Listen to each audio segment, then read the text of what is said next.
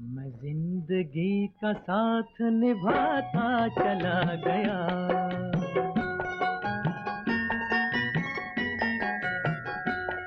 हर फिक्र को धुएं में उड़ाता चला गया, हर फिक्र को धुएं में उड़ा।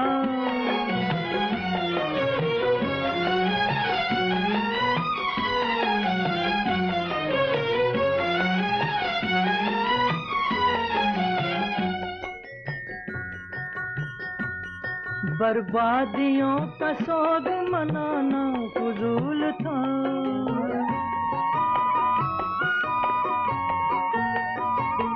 बर्बादियों का सोग मनाना फजूल था, मनाना फजूल था, मनाना फजूल था।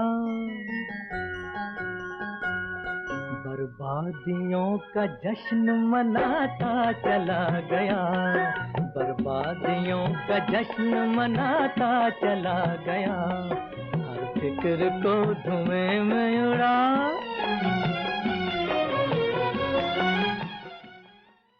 वक्रतुंड महाकाय सूर्यकोटि समप्रभ निर्विघ्नं कुरु मे देव सर्वकार्येषु सर्वदा। ओम यक्षाय कुबेराय वैश्रवणाय धनधान्यधीपतये धनधान्य समृद्धी मे देही धान्य स्वाहा। पैशांची देवता लक्ष्मी हिला नमन करून आज आणि कुबेर यांना नमन करून आजच्या या नवीन सेगमेंटची आपण सुरुवात करत आहोत। नमस्कार मंडळी, सर्वांचं खूप खूप खूप मनापासून सर्वांचं अगदी सर्वांचं मनापासून स्वागत करत आहे लाईफ इज अन आर्टच्या या नवीन सेगमेंटमध्ये। आजचा सेगमेंट हे विशेष आहे आणि आजच्या सेगमेंटमध्ये आपल्या सर्वांशी निगडीत, आपल्या प्रत्येकाच्या खिशाशी निगडीत असा एक विषय आम्ही घेऊन आलेलो आहोत। आपण त्याकडे जाऊयाच, पण तत्पूर्वी 18 अध्याय आपण परवा काही दिवसांखाली पूर्ण केले लाईफ इज अन आर्टच्या सेगमेंटचे। त्यानंतर तेवढेच दिवस आपण गॅप घेऊन आज पुनश्च आम्ही पुन्हा आपण सर्वजण भेटत आहोत या प्लॅटफॉर्मवर। सर्वांचं अगदी सर्वांचं मनापासून मी संकेत संतोषराव देशमुख लाटकर अगदी मनापासून स्वागत करतो। मित्रांनो, आज आपल्याला आपण जो विषय घेतला आहे, तत्पूर्वी मला तुम्हाला एक सर्वांना अशी एक सांगायचं की आहे की लाईफ इज अन आर्टच्या सेगमेंटमध्ये आपण स्पीकर्सला बोलवतो आणि त्यांच्याशी वार्तालाप करतो। त्याचप्रमाणे आता एक नवीन गोष्ट लाईफ इज अन आर्ट आपण नवीन सुरुवात करायला जाणार आहोत, ज्याचं इनॉग्रेशन म्हणूया आपण त्याला। ते आपण उद्या करणार आहोत, उद्या 9 वाजताच्या सेगमेंटमध्ये। तर सर्वांना नम्र विनंती आहे की उद्या सुद्धा इथे 9 वाजता शार्प आपण भेटूया आणि या नवीन गोष्टीची सुरुवात करूया। ओके, हे झालं उद्याचं। आज अर्थ, पैसा खूप मोठा विषय आहे, पण हा मोठा विषय कोणीतरी अधिकारी माणसाने सांगावा, समजून सांगावा किंवा त्याबद्दल आपल्याला मार्गदर्शन करावं, हे असं प्रत्येकालाच वाटतं। उगाचच लहान पोरगा सोरगा कोणी जर तुम्हाला पैसा कसा वापरायचा आणि हे कसं करायचं हे जर सांगू लागलं तर त्याचं कोणी ऐकणार नाही। त्यामुळे असेच आपल्या कुटुंबातील एक अधिकारी व्यक्तिमत्व ज्यांचा एक्सपिरियन्स आहे आणि या बाबतीत सगळ्याच गोष्टींबाबतीत त्यांना एक्सपिरियन्स आहे, असे अधिकारी व्यक्तिमत्व आज आपण त्यांना भेटणार आहोत। आपले आरजी कुलकर्णी काका, आपण त्यांना म्हणतो रामराव काका, त्यांचं पण मी इथे या प्लॅटफॉर्मवर मनापासून स्वागत करतो। आणि तसा परिचय सर्वांनाच आहे रामराव काकांचा, तरी सुद्धा मी आपल्या समोर त्यांचा एक अल्पसा परिचय करून देऊ इच्छितो। रामराव काका हे बीटेक इन फूड टेक्नॉलॉजी आहेत, त्यानंतर त्यांनी डिप्लोमा इन बिझनेस मॅनेजमेंट केला आणि 40 वर्षाच्या गाढ्या एक्सपिरियन्स नंतर आता सध्या ते रामा ग्रुपमध्ये पुणे येथे एका उच्च पदस्थ आहेत, ते सध्या पुणे येथे स्थायिक आहेत आणि हा विषय त्यांनीच समजून सांगावा असा एक अर्थातच अधिकारी व्यक्तिमत्व आहे। त्यामुळे त्यांनीच हा विषय आपल्याला सर्वांना सांगितला तर आपल्यापर्यंत जास्त पोहोचेल आणि सगळ्या वयोगटांना सुद्धा हा विषय तेवढाच महत्त्वाचा असतो। त्यामुळे मी आपला फार वेळ न घेता आता काकांकडे जाऊ इच्छितो। वेलकम काका, खूप खूप स्वागत आहे तुमचं। Please unmute. येतोय आवाज?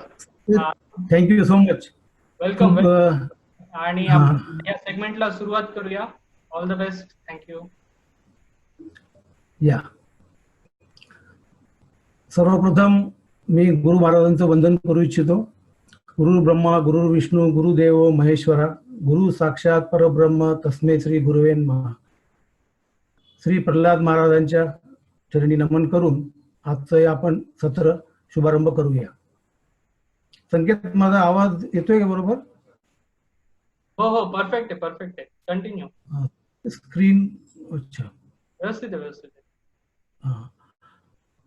आपण सर्वजण गेल्या 4-5 महिन्यापासून हा जो करोनाच्या कालावधीमध्ये लॉकडाऊन आणि इतर जो आपण अनुभवतो आहात, खरोखर संकेतचं कौतुक करायला पाहिजे की सगळ्यांना, आपल्या सगळ्यांना त्यांनी एकत्र आणण्याचं काम केलं आहे. थोडक्यात सांगायचं झालं म्हणजे पूर्वीच्या काळी आपण म्हणायचो गणगोत, गणगोत त्यांनी सगळे एकत्र आणले, सोशल डिस्टन्सिंग ठेवून, आणि खरोखर गोकुळ करून टाकले त्यांनी आपल्या पूर्ण परिवाराला. आणि हे एक जॉईंट फॅमिली सारखं वाटतंय. खूप आनंद वाटला. आम्ही अमेरिकेत होतो, प्रत्येक सेशन आम्ही खूप आनंदाने ते अनुभवलंय. आणि सगळ्यांची आपण एवढे एकमेकाशी जवळ आलोत असे यापूर्वी आपण कधी आलेलो नव्हतो. त्याबद्दल संकेतचे आभार आणि संतोष आणि संगीताचे अभिनंदन. आता हा जो विषय आहे आजचा, हा आजच्या कालखंडात अतिशय महत्वाचा आहे. आर्थिक नियोजन ज्याला आपण किंवा फायनान्शियल प्लॅनिंग म्हणू. आपल्याला माहित आहे आता ह्या 4-5 महिन्याच्या करोनाच्या संकटामध्ये जागतिक उलथापालथ झालेली आहे. कोणालाही वाटलं नव्हतं की असं कधी होऊ शकेल. पूर्ण आंतरराष्ट्रीय व्यवहार ठप्प पडले, रेल्वे बंद आहे, विमानं बंद आहेत, सगळीकडे मंदीची लाट आहे. कित्येक कारखाने, कित्येक उद्योगधंदे रसातळाला गेलेले आहेत. पण ही एक बाजू झाली. दुसरी बाजू जर आपण बघितली, भारताच्या सुदैवाने आपल्याला मोदी सारखे पंतप्रधान आहेत आणि आता जे चीनच्या बद्दल सगळं जग एकवटलं आहे. आणि आपल्याला असं ऐकतोय आपण की 1000 कंपन्या, मोठमोठ्या मल्टीनॅशनल ह्या अमेरिकेतल्या, युरोपच्या, ह्या सगळ्या चायनामधून सोडून आपल्याकडे येत आहेत. दुसरं, आपल्या भारत सरकारने भरपूर टॅक्सेशन मध्ये बेनिफिट दिलेले आहे. कुठल्याही देशाचा जो आर्थिक व्यवहार असतो हा एक्सपोर्टवर असतो. एक्सपोर्ट कधी शक्य आहे? जेव्हा तुमचं उत्पादन खर्च कमी झाला पाहिजे. आपल्याकडे पूर्वी 35% कर द्यावा लागत होता, आता गव्हर्नमेंटनी तो 22% आणलेला आहे. म्हणजे इतर जे देश आपल्या कॉम्पिटिशन मध्ये आहेत, व्हिएतनाम आहे, साऊथ कोरिया आहे, थायलंड आहे, चायना आहे, ह्यांच्या बरोबरीला आपण आणलेलं आहे. आणि भारताची सगळ्यात प्लस पॉईंट म्हणजे आपल्याकडे कुशल मॅन पॉवर आहे. तर आपण लवकरात लवकर, जगातला जर कुठला देश असेल की जो लवकरात लवकर यातून उभारेल तो भारत असणार आहे नक्कीच.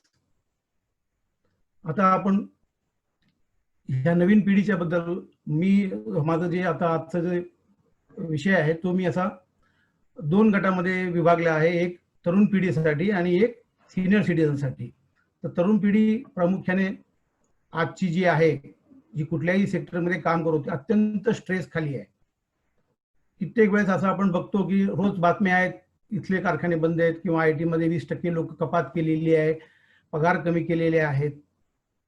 तर अशा वेळेस आपल्या फॅमिलीच्या लोकांची जबाबदारी आहे की आपल्या कुटुंबाने एकत्र होऊन हा जो स्ट्रेस आहे ह्या नवीन पिढीचा, हा आपण त्यांना सहकार्य करून, त्यांच्याशी चर्चा करून तो कसा, त्याचा परिणाम जास्त होणार नाही याची आपण काळजी घेतलेली पाहिजे. आणि आता मी अमेरिकेत होतो 3-3.5 महिने. मी बघितलं की तिथल्या वर्किंग, आम्हाला कसं माहीतच नसतं आपल्याला की IT मधले मुलं काय करतात. आता ह्या लॉकडाऊनच्या काळामध्ये अक्षरशः 12-12 तास मी पाहिले की मुलं किती कामं करतात की आमच्या पिढीने कधी एवढं काम हार्डवर्क केलेलं नाही. आणि त्यांना सतत परिश्रम करून उत्पादनची लेवल, म्हणजे जी काही त्यांच्याकडून प्रोडक्शन अपेक्षित आहे ती त्याच स्पीडने द्यावं लागतं, जसं एक यंत्राला द्यावं लागतं. खरोखर खूप स्ट्रेस आहे. आता हे जे गाणं मी अगोदर संकेतला रिक्वेस्ट केली होती, ह्या गाण्याबद्दल मी 2 शब्द बोलतो. हे गाणं अतिशय स्फूर्तिदायी आहे. हे खरं सांगू का, लाईफ इज सेलिब्रेशन. मी लोकांना सांगत असतो की तुम्ही आपल्या जीवनाला उत्सव म्हणून माना तुम्ही, कारण चढ उतार येणारच आयुष्यामध्ये. कधी चांगली होईल, कधी वाईट होईल, कधी काही प्रसंग येतात, पण ते प्रसंग कायमस्वरूपी नसतात. ते प्रसंग काही काळानंतर पुढे ओके होतात. तसंच ह्या गाण्याचा खरोखर मतिता अर्थ तोच आहे की तुम्ही उत्साही राहा, तुम्ही नेहमी पॉझिटिव्ह राहा, सकारात्मक राहा, आयुष्यात एन्जॉय करा. कारण तुम्ही जर एन्जॉय नाही केलं आणि नुसतं स्ट्रेस खाली तुम्ही जगत राहिलात तर तुम्ही वाढ नाही घेऊ शकत, तुमची वाढ होऊ शकत नाही. आता संकेतला मी विनंती करतो की त्यांनी पहिली स्लाइड दाखवा. मूळ विषयाकडे आपण आता वळूया. Financial planning for young citizens. Sanket. हो हो, एकच सेकंड.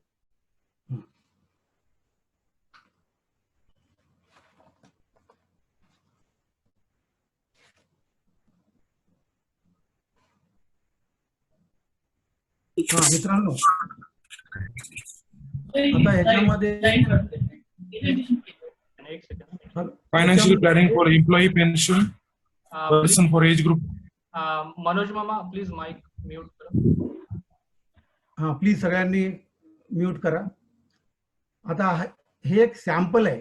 कृपया याचा अर्थ असा नका करू की प्रत्येक जण 12 लाख रुपये, मी एक सॅम्पल म्हणून घेतलेले आहे. 12 लाख रुपये पुणेकरांच्या हिशोबाने दाखवलंय की बाबा एक फॅमिली आहे किंवा एक मुलगा आहे ज्याला 12 लाख पगार आहे, दुसरा मुलगा आहे त्याला 6 लाख पगार आहे. आता आपण याच्यात प्रमाणाप्रमाणे आपण घेऊ शकतो, 3 लाख पण पकडू शकतो. आणि खरं सांगायचं म्हणजे पगार हा महत्वाचा नाही आहे. आनंद आयुष्याचा घ्यायसाठी तुम्हाला समाधान आवश्यक आहे.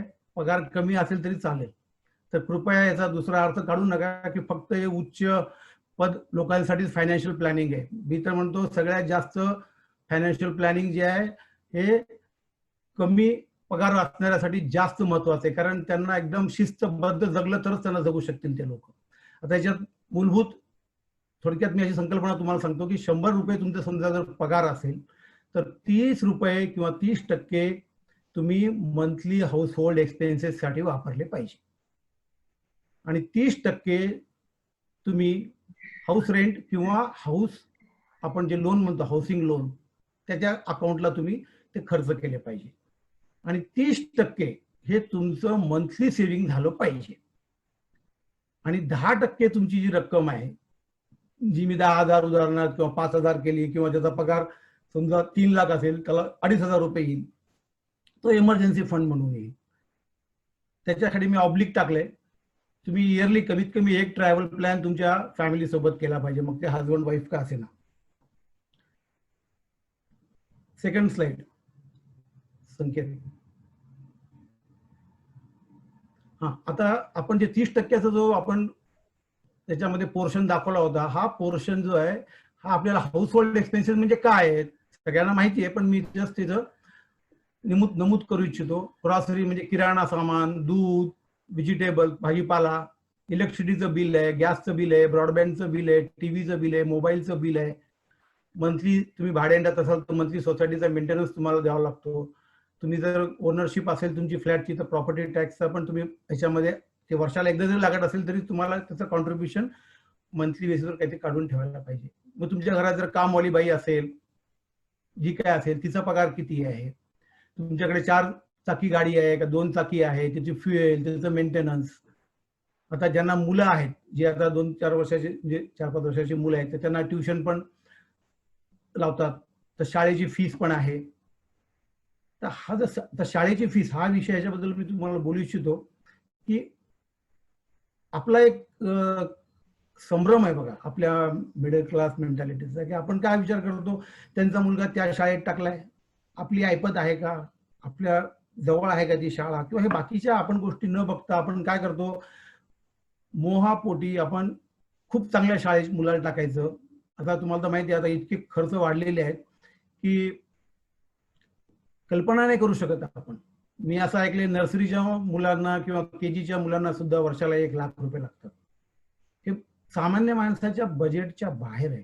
आपण मी जेव्हा फायनान्शियल प्लॅनिंगची गोष्ट करतो, आता बघा मी स्वतः जिल्हा परिषद शाळेतून शिकलेलो आहे. माझ्यासोबत IITचे पण लोक आहेत, IIMचे पण लोक आहेत. तर शिक्षण तुम्ही कुठं शिकलात ह्याच्यापेक्षा तुमचा जो पाल्य आहे हा किती हुशार आहे, त्याला ते झेपतं का ते शिक्षण, आणि त्याला तुम्ही असं तयार करा की नुसतं त्या रेसमध्ये घोडा पळवल्यासारखं वाटायला नको.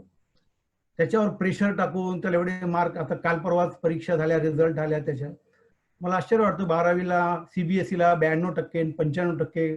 व्हॉट्सअपवर असा मेसेज आला होता की हे आता मार्क फॅरनहाइट्स मध्ये मिळत आहेत, आमच्या वेळेस सेंटीग्रेड मध्ये मिळायची. खरोखर ही परिस्थिती आपण बदलली पाहिजे. पॅरेंट्सनी मुलांना समजून घेऊन त्यांच्यावर किती प्रेशर टाकलं पाहिजे. आमच्या लहानपणी आम्हाला असं वाटतं की आम्ही 1-1.5 तास 2 तास आम्ही अभ्यास करत असू, नंतर आम्ही मस्त खेळायचो. कधी प्रेशर नव्हतं आईवडिलाचं, जरी माझे आईवडील दोघे शिक्षक होते तरी कधीच नाही. तर ह्या मुलांना स्वच्छंदपणे आपण कधी खेळू देणार आहोत, त्यांना कधी आपण तसं वागवणार आहोत. त्यांना आपण एखाद्या लॅबोरेटरी ॲनिमल सारखं ट्रीट करतोय. मी जरा स्पष्ट बोलणारा व्यक्ती आहे, माफ करा. तर आपल्याला जे झेपेल त्या शाळेत टाका, तुमच्याकडून त्याचे प्रयत्न करा, चांगले शिक्षण घडवायचे, त्याला चांगलं हे करायचं, तुमचे खर्च पण कमी होतील. आता मी एक दुसऱ्या विषयाकडे वळतो, मेडिक्लेम. आता कसं आहे, पूर्वीच्या मागच्या पिढीला आपण जे, म्हणजे आता आमच्या अगोदरची पिढी आजारीच पडत नव्हती. मला नाही आठवत कधी, आज तुमच्याकडे पण जवळपास कोणी 80-85 वर्षाचे गृहस्थ असतील, त्यांना कधी दाताचं सोडलं तर ते पण 70च्या पुढे. आता आमच्या पिढीला 50च्या पुढे डेंटिस्टची गरज पडते. पण मी जेव्हा माझ्या डेंटिस्टकडे कधी जातो वर्षातून 2-3दा चेकअपला, मला आश्चर्य वाटतं. मी तिथं लहान मुलं पाहिलेले आहेत, 4 वर्षाचे, 3 वर्षाचे, 5 वर्षाचे, ज्यांचे रूट कॅनाल 3-3, 4-4 झाले. ते डॉक्टर माझे मित्र आहेत. त्यांना मी सहज विचारलं, म्हणलं हे काय? अहो म्हणे आता आजकाल काय सांगावं म्हणे, तुम्हाला काही बोलता येत नाही म्हणे. ते लहान मुलं अतिशय रडतात की, म्हणजे ते सीन बघा वाटत नाही आपल्याला. म्हणजे आपण कुठं चाललो, आपण लहान मुलांना सांगून दातं पण नाही घासू शकत त्यांचे. सकाळी उठलं की त्यांना तसंच तयार करायचं. अक्षरशः मी बघतो खाली वॉकिंग करताना ऑटो रिक्षामध्ये कोंबायचं, त्या व्हॅनमध्ये कोंबायचं, ते मुलं रडत असतात आणि आपण त्यांना इनह्युमन ट्रीटमेंट देतो, एखाद्या ॲनिमल सारखं झालं ते आता सगळं. तर कृपा करून जेवढं काही तुम्हाला शक्य आहे, माझं बोलण्याचा तुम्ही चांगल्या अर्थाने विचार करा. तर आता मेडिक्लेमचा विषय आला. मेडिक्लेम अत्यावश्यक भाग आहे. कमीत कमी 2 फॅमिली, म्हणजे हजबंड वाईफ आणि 2 किड्सच्या दृष्टीने जरी विचार केला, कमीत कमी मी असं म्हणेल 5 लाखाचा जरी तुम्ही इन्शुरन्स घेतला, आणि अगोदरच्या वयात घ्यायला पाहिजे तो. तुम्ही 30 जर घेतला, तुम्हाला प्रीमियम 6,000 मध्ये 7,000 मध्ये तो होऊन जाईल, आणि त्याला नो क्लेम बोनस मिळतो. दरवर्षी तुम्हाला तो तुमच्या ह्याला ऍड होत जातो. तुम्ही जेवढं उशिरा कराल तेवढं तुमचं मेडिक्लेमचा प्रीमियम वाढत जातो. कृपया लक्ष द्या. आणि त्याची ती एक्सपायरी डेट होऊ द्यायची नाही. ती पॉलिसी नेहमी तुमच्या डोळ्यासमोर पाहिजे. त्याच्या अगोदर ते करायचं. आणि शक्यतो मी सजेस्ट करेन की नॅशनल, म्हणजे गव्हर्नमेंटच्या ज्या आहेत, United India insurance, new India insurance, यांची प्रीमियम कमी आहेत कम्पॅरेटिव्हली, आणि क्लेम त्यांचे चांगले सेटल होतात. याच्याकडे तुम्ही लक्ष द्या. मी सल्ला देत नाही, पण एक तुम्हाला सहज माहिती म्हणून देतो. आता नंतरचा प्रकार आहे ऍक्सिडेंटल इन्शुरन्स. कित्येक लोकांना ऍक्सिडेंटल इन्शुरन्स काय आहे माहिती नाही. बरं, एक छोटीशी मी सुधारणा करतो. आता जे IT मध्ये मुलं कामाला आहेत त्यांना मेडिक्लेम कंपनीकडून बऱ्याचशा स्पॉन्सर होतो. इतर उद्योगात जे लोक आहेत त्यांना प्रत्येक कंपनीची पॉलिसी आहे, त्याप्रमाणे मेडिक्लेम 1 लाखाचा असेल किंवा नसेल ते आपलं बघायला पाहिजे आपण ते. आणि ज्यांचं ऑलरेडी कव्हर्ड आहे त्यांच्यासाठी अतिशय चांगलं आहे, त्याचा तुम्ही फायदा करू शकता. ऍक्सिडेंटल इन्शुरन्स म्हणजे काय? 24 तासात आपल्याला कुठं काही ऍक्सिडेंट झाला, व्हेकलला असो, आपल्याला असो, आपण पडलो, हातपाय मोडला, लॉस ऑफ अर्निंग कॅपॅसिटी म्हणून येत असतं. दुर्दैवाने कोणाचं काही नुकसान झालं, फ्रॅक्चर झालं मोठं. आजकाल फ्रॅक्चरला आणि हाड तुटलं तर त्याला जवळपास 2-4 लाख रुपये पण लागतात. तर सगळं तुम्हाला एक्सपेन्सेस ऍक्सिडेंटल इन्शुरन्स पॉलिसीमध्ये मिळतात. आणि ह्याचा प्लस पॉईंट काय आहे की ऍक्सिडेंटल इन्शुरन्स पॉलिसी प्रीमियम खूप कमी आहे. तुम्ही 20-1 लाखाचा जरी घेतला तर तुम्हाला 3-4 हजार मध्ये तो मिळून जाईल. आणि याच्यामध्ये वैयक्तिक घ्यावा लागतो. याच्यामध्ये मिसेसचा वेगळा घ्या, दोघं समजा जॉब करत असाल तर असं केलं पाहिजे. आणि ह्याच्यामध्ये प्लस पॉईंट अजून काय आहे की तुम्ही समजा 2 महिने घरीच आहात, तुम्ही कामावर जाऊ नाही शकलात, तर तुमचा पगार पण इन्शुरन्स कंपनी भरून देते. हा त्याच्यातला मेन प्लस पॉईंट आहे. आजकाल मी पुण्यामध्ये जेव्हा जातो बघतो, कधी कधी ड्रायव्हर नसेल तर मला पण गाडी चालवावं लागते. लिटरली इतका स्ट्रेस आहे, तुम्ही 1 सेकंद सुद्धा इकडून तिकडं डोळे बदलू शकत नाही तुम्ही, एवढं म्हणजे. आणि तुमची चूक नसताना सुद्धा तुम्हाला ब्लेम येतो. दुसरा 2 व्हीलरवाला 1 फूट जरी जागा असेल, 6 इंच जागा असेल, तो तिथून गाडी काढायचा प्रयत्न करतो. आपल्या पुण्यामध्ये सायकल, ऑटो रिक्षा, बैलगाड्या पण दिसतात कधी कधी, टेम्पो आहेत ओव्हरलोडेड, ट्रक आहेत मोठे मोठे, जीव मुठीत घेऊन चालवावं लागतं. तर ह्याच्याकडे पण तुम्ही कृपया लक्ष द्या. ऍक्सिडेंटल इन्शुरन्स ज्या कंपन्या तुमच्या कव्हर करत असतील ओके, नसेल कव्हर करत तुम्ही स्वतः घ्या. आणि हे पण मी तुम्हाला सांगेल की तुम्ही जर गव्हर्नमेंटच्या इन्शुरन्स कंपनीकडून गेलात, तुम्हाला प्रीमियम कमी पडेल आणि तिथं सर्व्हिस पण चांगली मिळेल. हा जो 11वा पॉईंट आहे, थोडं संकेत वर घे.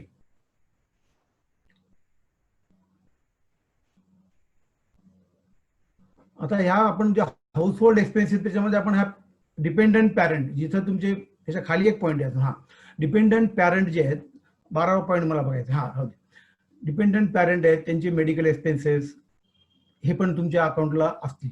इंडिपेंडंट पॅरेंट असतील तर त्याला काही लागू पडणार नाही, पण तुम्हाला डिपेंडंट पॅरेंटच्या बद्दल काहीतरी मेडिक्लेम पण घ्यावं लागेल, हे पण तुम्ही लक्षात ठेवा. आणि ती पॉलिसी वेगळी घ्यावी लागेल, कारण एकत्र पॉलिसी केली तर तुम्हाला प्रीमियम जास्त पडेल. आता आपण येऊ मूळ याच्यावर, life insurance oblique term insurance.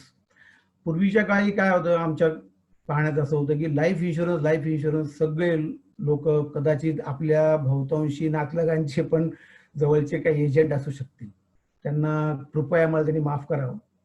तर का असं, किती पाहिजे तुमचा इन्शुरन्स? आता आजच्या घडीत जर तुम्ही मला म्हणाल तर मी म्हणेल तुमची जी सॅलरी आहे त्याच्या कमीत कमी 1 वर्षाच्या सॅलरीच्या 10 पट. दुर्भाग्याने जर काही घटना घडली आणि तुम्ही अस्तित्वात नाहीत तर 10 वर्ष तरी तुमची फॅमिली, असं LIC वगैरे हे बाकीचे लोक म्हणतात 20 वर्षाचं घ्यायचं, पण मी 10 वर्षापर्यंत म्हणतो, कारण तुमचं प्रीमियम पण तुम्हाला तो काय म्हणतो आपण त्याला, ओव्हरबर्डन व्हायला नको. तर लाईफ इन्शुरन्सची पॉलिसी घ्यायची. आता कित्येक लोक मी पाहिलेत, नातलग पाहिलेत, मी नाव नाही सांगणार त्यांचं आता इथं, मामा मी किंवा काका मी 10 लाखाची घेतली, 15 लाखाची घेतली, मला 25,000 रुपये वर्षाला हप्ता आहे, 30,000 रुपये हप्ता आहे. एक लक्षात घ्या, 10 लाखाची पॉलिसी तुमचं 1 वर्षाचं कव्हर केली रिस्क फक्त. तर कृपा करून याचा अभ्यास करा. मी एवढा जाणकार नाहीये, पण बहुतांशी तुम्हाला लोक हे सांगतील की घेऊन टाका LICची पॉलिसी, मनी बॅक पॉलिसी आहे, ही आहे, ती आहे, याच्यात खूप ऍडव्हान्टेज आहेत असे. कृपा करून त्याला डोळसपणाने बघा. माझ्या मते term insurance is the best insurance. 30 वर्षाचा मुलगा 1 करोड रुपयाची जरी त्यांनी पॉलिसी घेतली, त्याला 5 ते 6 हजार रुपये लागतील. HDFC मध्ये आहे, ही LIC मध्ये पण आहे. टर्म इन्शुरन्स बद्दल कोणी जास्त सांगत नाही, कारण त्याच्यामध्ये एजंटला कमिशन मिळत नाही. ते उलट तुम्हाला सांगतील की टर्म इन्शुरन्स तुम्ही घेतला, बघा तुमचे पैसे आहेत ना, तुम्ही 30 वर्षाची पॉलिसी काढली, ते 30 वर्ष गुणिले समजा 6,000, तुमचे 1,80,000 रुपये बुडू द्या. हा, पण तुम्ही समजा एक उदाहरण तुम्हाला सांगतो, लाईफ इन्शुरन्सची जर तुम्ही 1 करोडची पॉलिसी जर काढली ना, तुम्हाला वर्षाला 3 लाख रुपये तुम्हाला प्रीमियम भरावे. विचार करा. आणि 30 वर्षात तुम्ही भरलात, किती झाले ते 1 कोटी तुम्ही प्रीमियम भरता. 1 कोटीच्या पॉलिसीसाठी मिळतात तुम्हाला 3 कोटी, पण तुम्ही 1 कोटी तुमचा आउटगो आहे, हे लक्षात घ्या. टर्म इन्शुरन्स तुम्ही 30 वर्षासाठी काढला, इयरली रिन्युअल असेल, जास्त मला याच्यातली आयडिया नाही आहे, पण इयरली रिन्युअल असेल की तुम्हाला जेवढं तुम्ही लवकर घ्याल. मी तर म्हणतो 25 वर्षाचा मुलगा असेल ना, त्यांनी 25 वर्षाला आताच घेऊन टाकायला पाहिजे, वाट बघायला नको 30 वर्षाची, कारण तुमचा प्रीमियम खूप कमी होतो. याविषयी काही लोकांचे प्रश्न असतील ते आपण नंतर क्वेश्चन अँड आन्सर सेशन मध्ये इंडिव्हिज्युअली आपण ते आन्सर करू. संकेत दुसरी स्लाइड घे.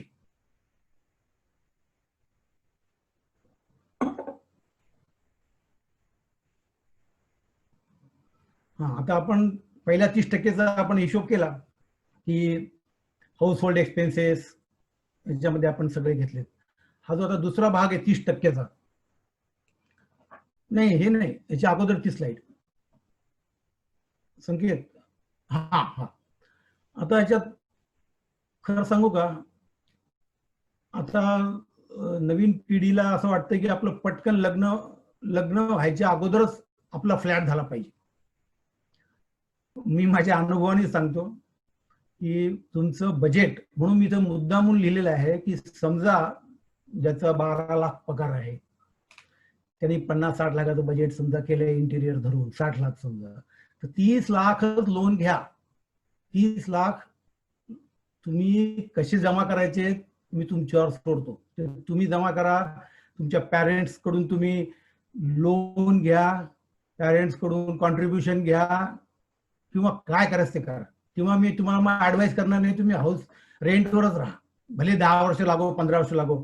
मी इथं जी फायनान्शियल प्लॅनिंग केलेलं आहे त्याच्यामध्ये मी गृहीत धरलेलं आहे 5 ते 60% तुम्हाला हे मिळेल इन्क्रीमेंट दरवर्षी, आणि दरवर्षी 5 ते 60% तर तुमचं हे असतंच आहे. आपण त्याला काय म्हणतो, महागाई किंवा काय म्हणतात त्याला, इन्फ्लेशन. त्याच्यामुळे ते न्यूट्रलाइज होतं. ते तुमचा पगार जो आहे तो पगार तुमचा तेवढाच राहील, तुम्ही असं पकडून चाला. मला नाही वाटत काही जास्त 20% 25% कोणाला इन्क्रीमेंट मिळेल. आजकाल मी जे मुलांशी बोललो IT च्या वगैरे, तर ते म्हणतात आम्हाला 5-6% जरी मिळालं तरी आम्ही नशीबवान आहोत. हा ठीक आहे. तर आता बॅलन्स 30% मी तुम्हाला सांगितलं की तुम्ही ते मॅनेज करा, कसे करायचे ते. आणि 30,000 रुपये तुमचा EMI असायला पाहिजे, त्याच्यापेक्षा जास्त नको. आणि एक कल्पना करा, तुम्ही जर 30 लाखाचं लोन केलं आणि तुम्ही जर 20 वर्ष ते फेडताय, त्याचा 8%च्या रेट ऑफ इंटरेस्टने सुद्धा आउटगो होतो 60 लाख. म्हणजे जवळपास तुम्ही 30 लाखाला बँकेला 30 लाख रुपये देताय. बँकेच्या कर्मचाऱ्यांचे पगार काढताय म्हणा, किंवा बँकेचं प्रॉफिट तुम्ही करताय सिन्सिअरली. कृपा करून याच्याकडे बघा, डोळसपणे बघा. किंवा आपल्या नातलगांनी फ्लॅट घेतला आहे, त्यांनी घेतलाय, मी पण घेतो, आई वडिलांच्यावर प्रेशर आणू नका. भाड्याच्या घरात राहिला तरी चालेल. किंवा तुम्ही एक छोटासा 30 लाखाचा जरी फ्लॅट, 30 लाखाचा फ्लॅट घेतला, 15 लाख रुपये लोन काढलं, 15 लाख रुपये तुम्ही तुमची जुळवाजुळव केली, आणि थोडं लांब जरी गेला 15-20 किलोमीटर समजा, जिथं तुम्हाला ट्रान्सपोर्टेशनची सोय रेल्वेनी वगैरे इतर ठिकाणी छान आहे. पुण्यात असे काही स्पॉट्स आहेत, ज्याला कोणाला ऍडवाइस पाहिजे असेल मी सांगू शकतो की तुम्ही अर्ध्या घंट्यामध्ये पुणे स्टेशनला पोहोचू शकता. एरवी तुम्ही कुठूनही जर गेला अर्धा पाऊण तास तुम्हाला थोडा लागतोच आहे. तर माझी तुम्हाला कळकळीची विनंती आहे की ह्याच्याबद्दल तुम्ही खूप सिरियसली विचार करा, कारण एकदा तुम्ही अडकलात त्या लोनच्या ह्याच्यामध्ये तुमची मुक्तता नाहीये.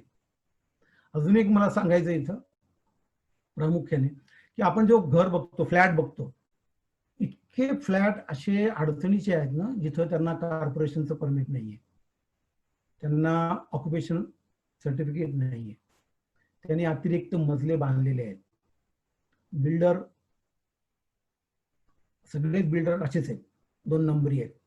म्हणजे 5 मजल्याचं अप्रुव्हल असेल तर 7-8 मजले बांधलेले आहेत. होईल, आज ना उद्या आम्ही करून घेऊ. कृपा करून हे सगळे डिटेल्स सर्वे करा, सर्च करा, लॉयरला हायर करा, आणि त्याच्यामध्ये फसू नका. मी असे कित्येक लोक पाहिलेत, माझे सहकारी पण पाहिलेत, मी डोळ्यासमोर पाहतो. उदाहरण खूप आहेत, भयानक आहेत. आयुष्याची आपली बहुमूल्य आपण जी बचत आहे, ती बचत आपण फार काळजीपूर्वक आपण वापरली पाहिजे. त्याच्यात कुठेही अपव्यय व्हायला नको, कारण तुमच्या आईवडिलांची आयुष्यभराची ती कमाई असते. त्यांनी कदाचित शेत विकून किंवा घरचं काही प्रॉपर्टी विकून तुम्हाला ते पैसे दिलेले असतात. तर कृपा करून त्याच्यावर तुम्ही व्यवस्थित, माझं हे पॅरेंटना पण ॲडवाइस आहे की ब्लाइंडली नका जाऊ. कोणी शेजारी चांगला भेटला, तुम्हाला कोणी नातलग सांगतोय म्हणून तिथं डिसिजन घेऊ नका. स्वतःच्या डोळस बुद्धीने कन्सल्ट करून, आणि शक्यतो रेडी पोझिशन घ्या.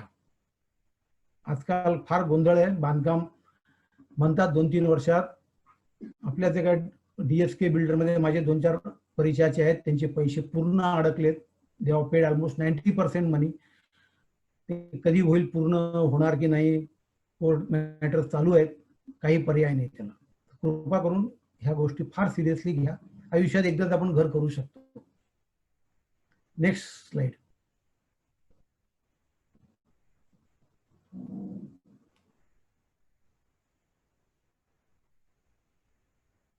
हा, आता आपण जे 30% सेव्हिंगचा हा जो कंपोनंट आहे, हा फार आपल्याला अभ्यासून इन्व्हेस्ट केला पाहिजे. मी तुम्हाला असं उदाहरण देऊ इच्छितो, नंतर स्लाइड येईल लास्टला, की तुम्ही वेगवेगळे ऑप्शन्स आपल्याकडे आहेत, ते खाली आहेत, मी येतो त्याच्याकडे. तुमची थोडी जरी चूक झाली, साधारण 2% प्लस, 3% प्लस, 4% प्लस जर आपल्याला रिटर्न ऑन इन्व्हेस्टमेंट जर मिळाले, तर त्याचा तुम्हाला लॉंग टर्म मध्ये 50 लाख ते 1 कोटी पर्यंत फायदा होऊ शकतो किंवा लॉस होऊ शकतो. ते कसं आहे मी सांगेल तुम्हाला पुढे. आता प्रायमरी गोल्स काय आहेत आपले ते आपण बघायला पाहिजे. त्याच्यामध्ये आलं पहिल्यांदा मॅरेज. आता मी इथं गृहीत धरले की त्या मुलाचं किंवा मुलीचं लग्न झालेलं नाहीये. आता त्या मुला मुलींनी समजा ती 24व्या वर्षी नोकरीला लागली आणि तिचं प्लॅनिंग आहे 30व्या वर्षी तिने लग्न करावं, तर तिने तिच्या मॅरेजसाठी काहीतरी कॉन्ट्रीब्युशन वेगळं काढून ठेवलं पाहिजे. तेवढाच हातभार आई वडिलाच्या, काही ठिकाणी आई वडील सक्षम असतील, काही ठिकाणी आई वडील नसतील सक्षम, ते आपापल्या फायनान्शियल ॲबिलिटी प्रमाणे त्यांनी विचार करावा. मग लग्न किती जमा करायचं. आता सुदैवाने या करोनाच्या काळामध्ये एकदम 15-20 लोकात सुद्धा आपण लग्न करू शकतो, कोणाला वाईट वाटणार नाही.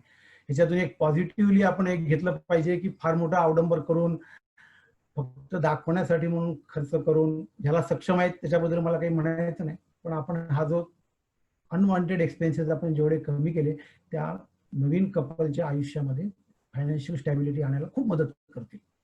तर दुसरा जो गोल आहे मीडियम टर्म, म्हणजे हा 5 वर्षानंतर त्या मुलाला हाऊसिंग लोन घ्यायचं आहे, त्याला त्यासाठी जमा करावं लागणारच आहे. 5 वर्ष म्हणा, 7 वर्ष म्हणा, मी तुम्हाला 10 वर्ष, काही फरक पडत नाही. तुम्ही 10 वर्ष भाड्याच्या घरात लग्नानंतर राहिलात तरी. आणि सगळीकडे बघा आता मंदी येणार आहे, जवळपास 2-3 वर्ष तरी रिअल इस्टेटमध्ये मंदी आहे. त्याचा तुम्ही फायदा घेऊ शकता, घाई करू नका घ्यायची. आणि एक फायदा अजूनही तुम्हाला सांगतो की तुम्ही नवीन फ्लॅटच्या पाठीमागे लागण्यापेक्षा कधी कधी तुम्हाला रिसेलमध्ये second hand flat good condition मधले 10-20 वर्षाचे सध्या खूप कठीण प्रसंग चालू आहे, तुम्हाला बेस्ट प्राइस मध्ये छान मिळू शकतील तुमच्या बजेटेड होम्स. ह्याच्याकडे पण तुम्ही लक्ष द्या. ज्याला कोणाला घर आता बघायचं असेल अशा, त्यांच्यासाठी ही गोल्डन ऑपॉर्च्युनिटी आहे.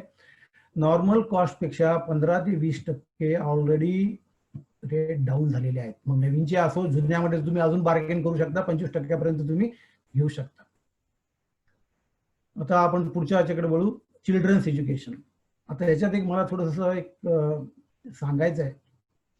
प्रत्येकाला वाटतं आपल्या मुलाला खूप चांगलं शिक्षण मिळावं, तो इंजिनियर व्हावा, तो डॉक्टर व्हावा, काय लॉयर व्हावा, MBA व्हावा. आता हे जी पिढी आता तिशीत आहे त्याच्याबद्दल मी बोलतोय. कारण ते जेव्हा 45 मध्ये येतील तेव्हा त्यांची मुलं 10वी-12वी असतील ना, त्यांना वाटणं साहजिक आहे. आपल्या शेजाराचा मुलगा, आपल्या नातलगाचा मुलगा, मग घरी अशी चर्चा होती, बघा हो त्यांनी कसं केलं ऍडजस्ट, तुम्हाला काय नाही करतायत, त्यांनी तिथे पाठवलं. आता असं म्हणणं आहे, शांतपणे विचार करा, आपल्या मुलाची क्षमता काय आहे ते बघा, त्याला स्ट्रेस होईल असं करू नका. आपले नातलग डॉक्टर संजीव देशमुख यांनी छान उदाहरण दिलं होतं, नंबर वनचं एक IITच्या मुलाचं. अक्षरशः ही सगळ्याकडे हीच परिस्थिती आहे. माझ्या आता पाहण्यामध्ये असे कित्येक माझ्या सहकार्याचे किंवा माझ्या फॅक्टरीच्या स्टाफ मधले मुलांचे आई वडिलांना ब्लॅकमेल करून मुलं शिकायला जातात, 1-2-3 वर्ष वाया घालतात, पास होत नाहीत. खूप गंभीर परिस्थिती आहे. घरच्या मुलांना, पूर्वी फक्त श्रीमंताच्या लोकांना मुलं ब्लॅकमेल करायचे, आता गरीबाच्या मुलांना ब्लॅकमेल तेवढंच होत आहे. थोडं स्पष्ट बोलतोय मी, दुसरा अर्थ काढू नका याचा. प्रत्येकाला वाटतं की आपल्या मुलाला चांगलं शिक्षण आपण दिलं पाहिजे, पण मुलाची कुवत किती आहे. सुदैवाने आता कसं आहे, लोन पण मिळतं, एज्युकेशन लोन. तर एज्युकेशन लोन किती घेऊ शकाल तुम्ही, कमीत कमी घ्या, कारण ते रिपेमेंट करायचं आहे. आणि असा कोर्स घ्या की तो मुलांना पण ते आवडेल, म्हणजे त्याला उद्या रिग्रेट व्हायला नको की मी हा कोर्स घेतला होता, पप्पाने आग्रह केला, आईने आग्रह केला आणि मला आता हे झेपत नाहीये, मी 4 वर्षाची डिग्री 6 वर्षात करतो. तो अक्षरशः डिप्रेशन मध्ये जातो. मी जेव्हा इंजिनियर लोकांचे इंटरव्ह्यू घेतो, माझा वाईट अनुभव आहे, 50 ते 60% मुलं डिप्रेशन मध्येच असतात. ते इंटरव्ह्यूच्या हॉलच्या आतमध्ये येतानाच तितके गळून गेलेले असतात की आम्ही त्यांना बघूनच सांगू शकतो की अरे बापरे, त्याला 5 मिनिटं त्याला कन्सोल करून त्याला आम्ही विचारतो, का रे, का असं झालं, तू नापास का झाला, 45% पण तुला मार्क, म्हणजे अक्षरशः बॉर्डरवर तो बी झालेला असतो, 40-42 आणि 6 वर्ष लागतात. तुम्ही साहेब माझ्या वडिलाची इच्छा होती, वडील काय करतो तुझे? माझे वडील होते सुपरिटेंडेंट किंवा म्हणजे ऑफिस सुपरिटेंडेंट किंवा हेड क्लर्क किंवा अजून कुठं. आता ते काय असतं की पालकांना काय वाटतं आपल्या अतृप्त इच्छा ज्या आहेत त्या आपण या मुलातर्फे पूर्ण कराव्या, किंवा मुलाचं प्रेशर असेल, आईचं प्रेशर असेल, किंवा अजून कोणाचं, नाही तुमचा मुलगा खूपच हुशार आहे पाठवून द्यायला या कोर्सला. एक लक्षात घ्या, एकदा तो मुलगा सक्षम नसेल ना शिक्षण घेण्याला, तो पुढे काही करू शकणार नाही.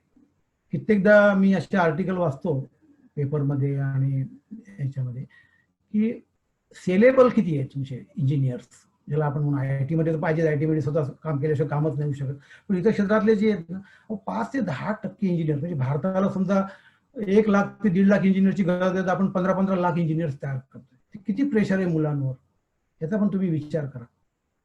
आणि MBA इंजिनिअरिंग चांगल्या इन्स्टिट्यूटमधून करायचं झालं, आजचा खर्च 20 लाख आहे समजा, अजून 15 वर्षांनी तो जवळपास 70-75 लाखावर जाईल.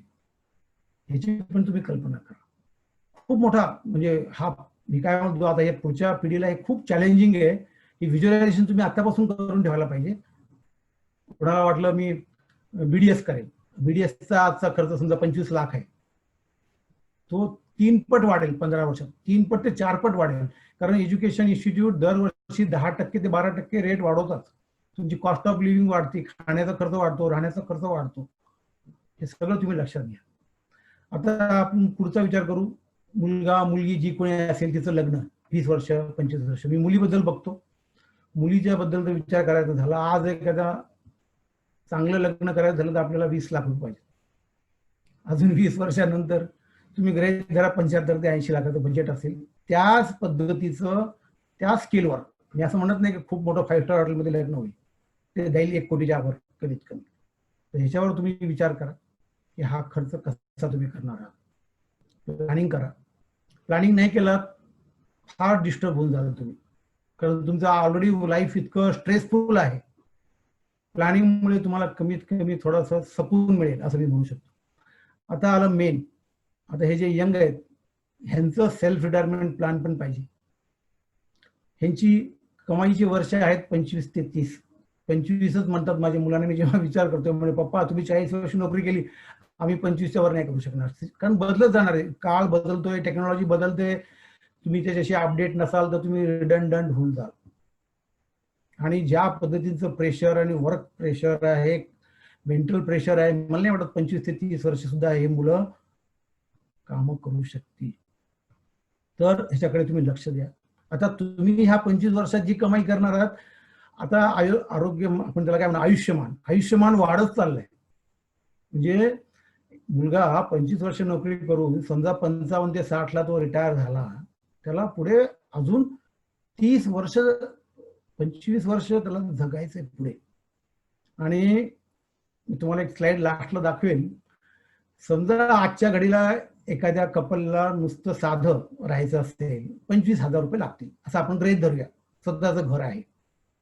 हेच 25,000 रुपये जर तुम्हाला अजून 25-30 वर्षांनी जर कॅल्क्युलेशन करायची असेल तर त्याची रक्कम जाईल जवळपास 2.5 लाख रुपये तुम्हाला हवेत तुमच्या रिटायरमेंटला पर मंथ. मी पर इयर म्हणत नाही. म्हणजे तुम्ही जवळपास 3 कोटी रुपयाचा, 3,50,00,000 लाखाच्या वर त्या पेपरमध्ये दाखवेल मी तुम्हाला, तेवढं जर तुम्ही सेव्हिंग करू शकला स्वतःच्या रिटायरमेंटसाठी, तर तुम्ही आजची लाईफ आनंदाने जगू शकता. Please note. आता सेव्हिंग ऑप्शन्स तुमच्याकडे आहेत. थोडी स्लाइड वर घे. आता ट्रॅडिशनल मी इथे दाखवलेत सेव्हिंग ऑप्शन्स काय काय आहेत ते. पब्लिक प्रॉव्हिडंट फंड, माझं तुम्हाला फ्रँकली मत आहे, ह्याला इन्कम टॅक्सचा पण बेनिफिट आहे.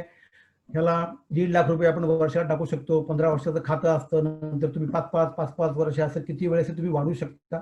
मी याला फार सुरुवातीला म्हणजे माझ्या वयाच्या 25व्या वर्षी मी हे PPFचं अकाउंट सुरू केलेलं आहे आणि माझं आता खूप त्याच्यामध्ये कॉर्पस जमा झालेला आहे. ह्याला टच करू नका, फिट अँड फॉरगेट करा. आता एक सांगायचं काय, PPFचा जो व्याजदर आहे, थोडं झूम कमी कर. PPFचा जो व्याजदर आहे ना, हा दुर्भाग्याने गव्हर्नमेंट एवढं कमी केलं. गेल्या मार्च पर्यंत 8% होता, आम्हाला बरं वाटायचं. आता झालाय तो 7.1. एकदम 0.9 म्हणजे 1% गव्हर्नमेंटने कमी केलं आणि दरवर्षी गव्हर्नमेंट रिवाइज करणार आहे. कारण आपण आता अशा अर्थव्यवस्थेकडे चाललोय की जिथं व्याज दर कमी होणार आहेत. तुम्हाला आश्चर्य वाटेल, every 10 years fixed deposit interest is reduced by 3%. दर 10 वर्षांनी 1989 ला 16% होता एफडीचा रेट, 99 ला तो आलेला आहे 13 वर, 2009 ला आलेला आहे तो 16.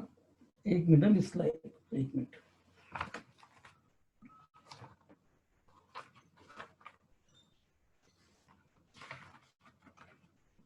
हा 89 ला आलेला आहे तो 16 ला होता, 16% होता. 99 ला 13 ला आलेला आहे तो, 2009 ला तो 10% आलेला आहे आणि 2019 ला तो आलेला आहे 60%. आता 2029 ला काय होईल, याच प्रमाणे असेल तर तो कदाचित 4% जाईल, 3% जाईल आणि 2029 च्या पुढचं अजून 10 वर्षाचा केला तर 0 पण येईल. खूप गंभीर बाब आहे, ह्याच्यावर आपण लक्ष द्या. आता हे एनएससी नॅशनल सेव्हिंग सर्टिफिकेट ह्याचा दर आता जवळपास 6.8 वर आणलेला आहे गव्हर्नमेंटने, एफडीचं 6% वर आलेले आहेत. आता तुम्हाला सगळ्यात मेन ऑप्शन म्हणजे मी सजेस्ट करेन तुम्हाला,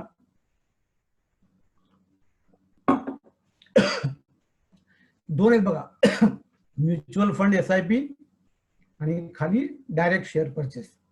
आता जे लोक तज्ञ आहेत शेअर मार्केटमध्ये, बरेचसे तज्ञ तसे शेअर मार्केटमध्ये घसरून पण पडलेले आहेत, पण मला एक सांगायचं आहे की ज्या लोकांच्याकडे त्याचं टेक्निकल स्किल आहे आणि रिस्क टेकिंग ॲबिलिटी आहे ते डायरेक्ट शेअर परचेसमध्ये जाऊ शकतात आपलं डीमॅट अकाउंट ओपन करून.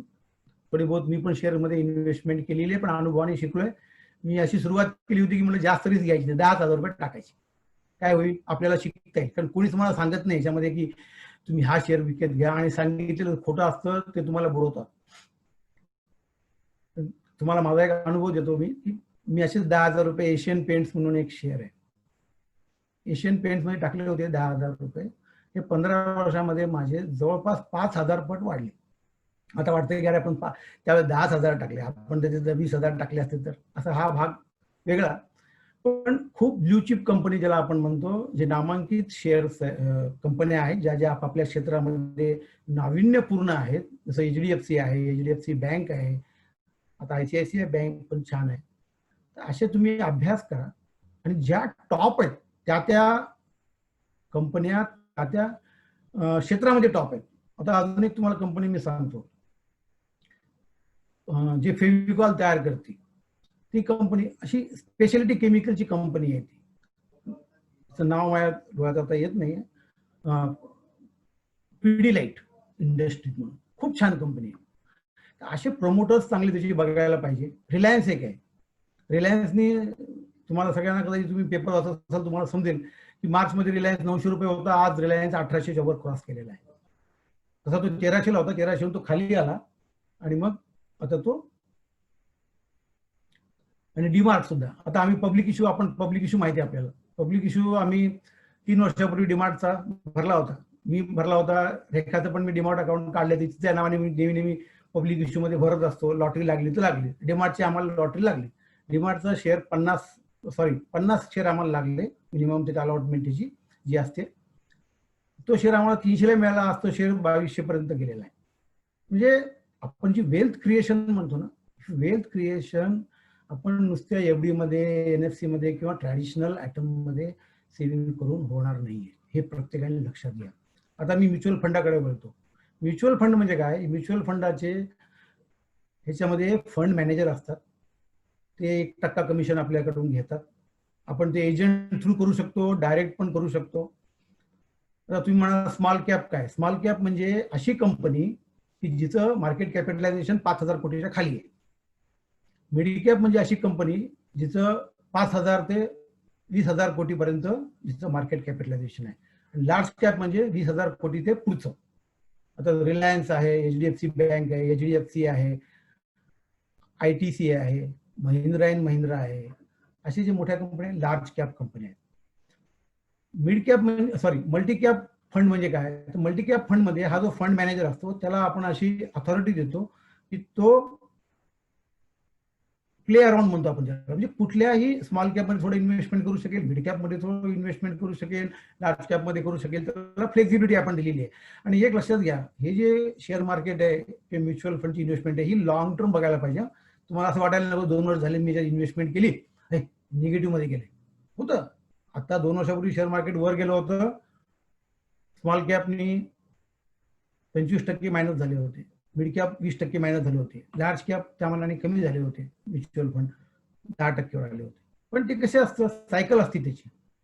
तुम्ही 20-1 वर्षाचा लॉंग टर्म हॉरायझन घ्या आणि ज्याला रिस्क कमी आहे, लार्ज कॅपमध्ये, मल्टी कॅपमध्ये, मिड कॅपमध्ये करा, स्मॉल कॅपच्या भानगडीत पडू नका, असं तुम्हाला जनरल मी ऍडवाइस करतो. त्या क्षेत्रातले जाणकार पण भरपूर आहेत, त्याचा तुम्ही सल्ला घ्या आणि त्याप्रमाणे तुम्ही करा. कारण तुमचा जो कॉर्पस आहे, आता आज जो तरुण पिढी आहे ज्याचा मी आता रेफरन्स दिलाय, त्यांना 5 कोटी कमीत कमी त्यांच्या हिशोबाने एक मीडियम, मी काय म्हणेल त्यांना मध्यम वर्गीय म्हणेल, त्यांना मध्यम वर्गीय आयुष्य जगायचं असेल तर तुम्हाला कमीत कमी 5 कोटीची तयारी करायची आहे, जी तुम्ही याच्याशिवाय करू शकत नाही. आता गोल्ड ETF म्हणून ही पण एक इन्व्हेस्टमेंट ऑप्शन आहे. आता गेल्या वर्षी 1.5 वर्षापूर्वी आम्ही लग्नामध्ये अक्षरशः सोनं 30,000 होतं, आज झाले सोनं 50,000 रुपये. हे असं कधी कधी सायक्लिक फ्लक्च्युएशन होतं. जागतिक जेव्हा खूप उंथापालत होते तेव्हा सोन्याला सिक्युरिटी म्हणून सगळे इन्व्हेस्टर त्याच्याकडे वळतात. हे टेम्पररी असतं. जेव्हा इकॉनॉमी चांगली होते तर नॅचरली गोल्ड, आता गोल्ड कोणी परचेस करत नाहीये, उलट गोल्ड सेल करतात लोक. आता ही थोडी हाय कॉस्टला आलेले गोल्ड आता इन्व्हेस्टमेंटसाठी योग्य नाही असं मला वाटतं.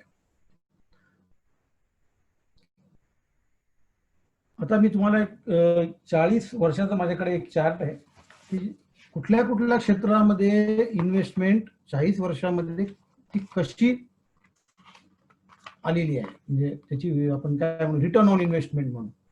म्हणजे ज्याने काय होईल की तुम्हाला एक आयडिया येईल की, एक मिनिट, हा 40 वर्ष 1980 ते म्हणजे 80 म्हणजे 81 ते 2020 असा हा चार्ट आहे. त्याच्यामध्ये त्यांनी कंपॅरिझन काय केलंय, gold versus silver versus fixed deposit bank मधले PPF आणि लास्टला सेन्सेक्स. आपण पहिल्यांदा गोल्डचं बघू.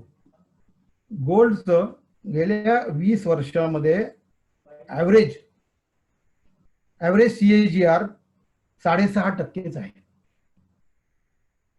जरी ते वाढलं असेल 10%, 15%, 20%, हे गेल्या वर्षीपर्यंत आहे, 31 मार्च 2020 पर्यंत आहे. गोल्ड जे आहे हे फक्त 6.5% वाढलेलं आहे. सॉरी, गोल्ड नाही, इन्फ्लेशन वाढलेलं 6.5% पूर्ण 20 वर्षामध्ये. गोल्डनी रिटर्न ऑन इन्व्हेस्टमेंट दिलेली आहे 8.4%. म्हणजे आपण महागाईला बीट करू शकलो. महागाई 6.5% वाढली आहे आणि गोल्डनी 8.4 दिलेला आहे. सिल्वरनी 6.9% दिलेला आहे. फिक्स डिपॉझिटनी 8.6 दिलेलं आहे. म्हणजे फिक्स डिपॉझिट आणि गोल्ड दोन्हीनी जवळपास सारखं दिलेलं आहे. PPFनी 9.46 दिलेलं आहे. म्हणजे PPF is better than gold, silver, FD.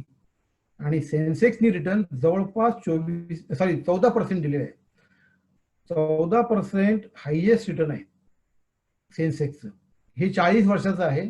आणि आजची जर भारताची स्थिती पाहिली आपण, आज आपली इकॉनॉमी जागतिक पातळीवर 5वी इकॉनॉमी म्हणून आपण आलेलो आहोत आणि पुढचं भविष्य भारताचं अतिशय उज्ज्वल आहे. माझ्या हिशोबाने आपल्या कंपन्या चांगलं प्रगती करतील आणि आपल्याला रिटर्न, तुम्ही जर म्युच्युअल फंड आणि शेअर मध्ये ज्यांना करायची असेल योग्य तो सल्ला घेऊन करा. RG कुलकर्णींनी सांगितलं म्हणून करू नका, कारण रिस्क ही आपली आपण घ्यायची असते. थोडा बहुत सल्ला आम्ही सांगू शकू, जास्त नाही सांगू शकणार, कारण या क्षेत्रात एक्सपर्ट कोणीच नसतं. कधी काय पडेल, कधी काय. 2 वर्षापूर्वीची अशी गोष्ट होती, स्मॉल कॅपनी एका वर्षामध्ये 50% रिटर्न दिले होते. त्याच्यामुळे बऱ्याच लोकांना वाटलं स्मॉल कॅपकडे वळू आपण. 50% एका वर्षात खूप मोठी रक्कम झाली. आता स्मॉल कॅप -30% आलेला आहे. तर असं होऊ शकतं. खूप जास्त सगळे म्हणतो ना आपण, don't keep all eggs in one basket. तर तुमचं जे काही सेव्हिंग आहे ते तुम्ही थोडं थोडं सगळीकडे तुमच्या रिस्क ॲपेटाईट प्रमाणे डिस्ट्रीब्यूट करा आणि नक्कीच तुम्हाला त्याचा तुमच्या सेव्हिंग इन्व्हेस्टमेंटचा नक्कीच तुम्हाला पुरेपूर फायदा होईल. आता आपण तरुण पिढीच्या बद्दल आपलं फायनान्शियल प्लॅनिंग संपलेलं आहे. आता आपण सिनियर सिटीजनच्या फायनान्स प्लॅनिंग कडे जाऊया.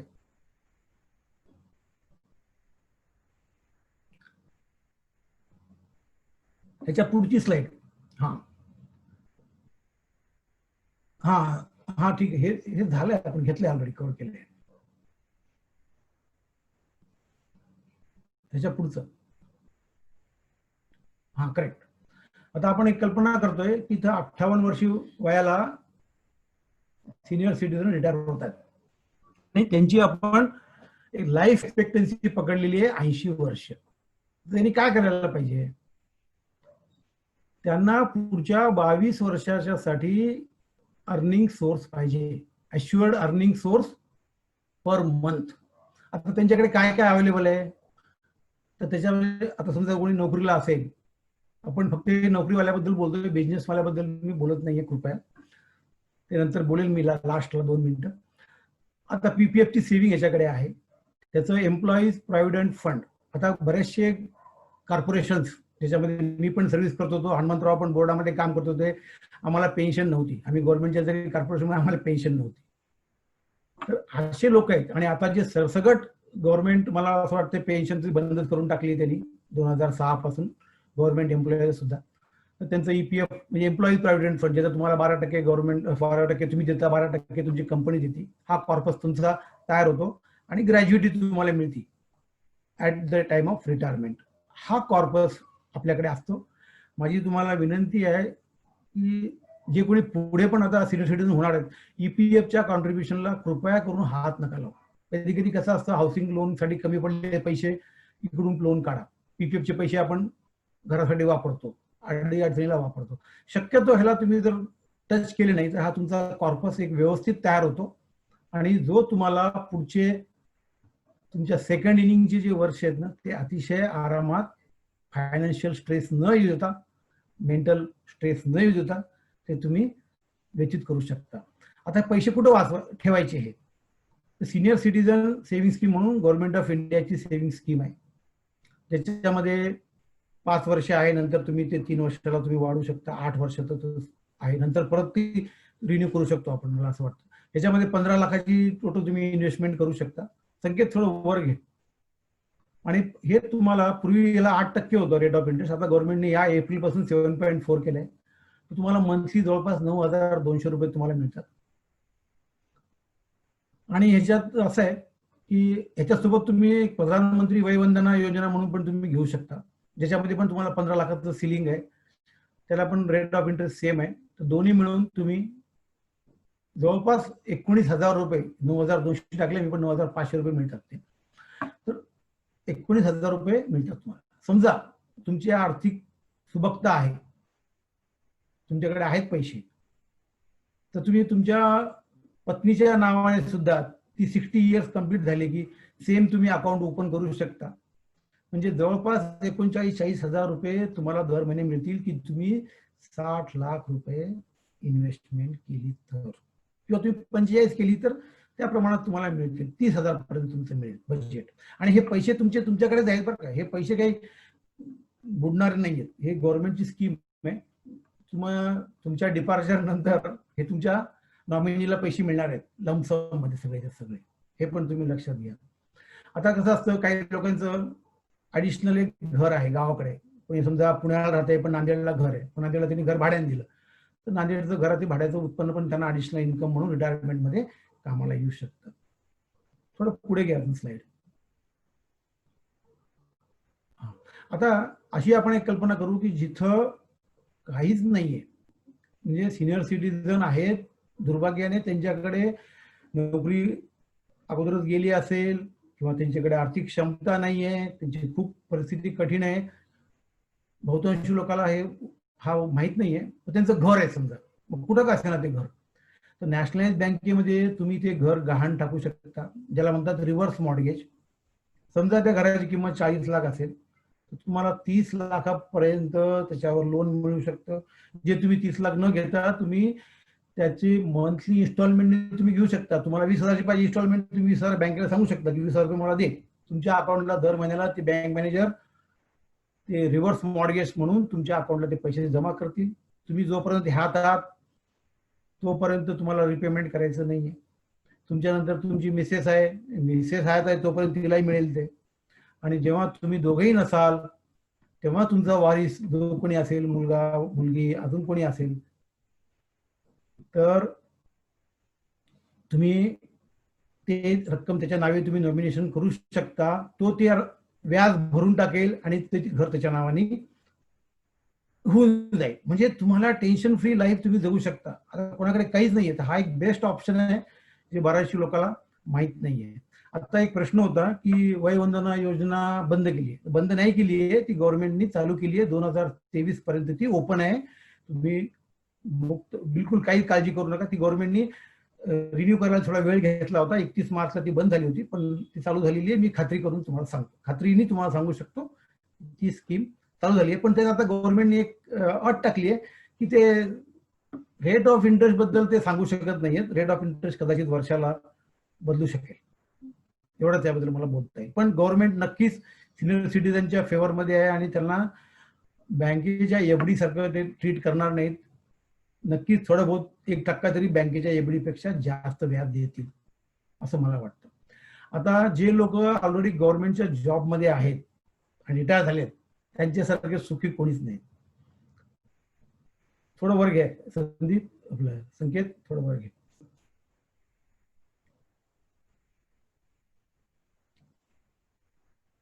मला वाटतं याचं मी वरच टाकले ना. ओनली गव्हर्नमेंट ऑफिसर बद्दल सांगायचं की जे खरोखर गव्हर्नमेंट म्हणजे पुण्यवान लोक म्हणेल मी त्यांना. आम्ही जेव्हा गव्हर्नमेंट जॉब मिळत होतो तरी आम्ही जात नव्हतो, म्हणजे काही गव्हर्नमेंटमध्ये काही पगार बरोबर नाहीत. नंतर हा 7वा वेतन आयोग आला, हे आला, भरपूर पगार छान झाले. तर त्यांना मी खरंच भाग्यवान आहेत ते असे म्हणेल. स्ट्रेस कमी आणि पेन्शन वगैरे मस्त. आमचे माझे मित्र रिटायर झाले परवा, मला म्हणे सर 50,000 रुपये मला मस्त पेन्शन आहे. चला नशिबवान आहात तुम्ही, आयुष्य आनंदाने जगा. अशा पद्धतीने आपलं ह्या दोन्ही आपण तरुण पिढी आणि हे ह्या आपण सिनियर सिटीजन याच्याबद्दल आपण फायनान्शियल प्लॅनिंग कशी असावी हे आपण सगळं आता हे केलंय. काही स्लाइड्स आहेत, मी तुम्हाला झटकन ते संकेतला सांगेल दाखवून द्यायला, नंतर आपण क्वेश्चन आन्सर वर जाऊ.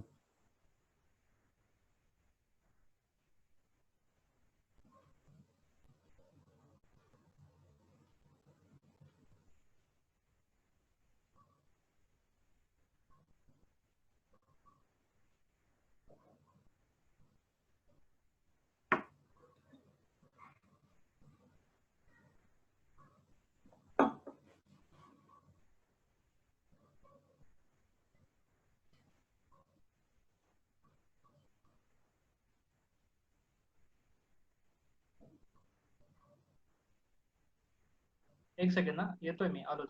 हा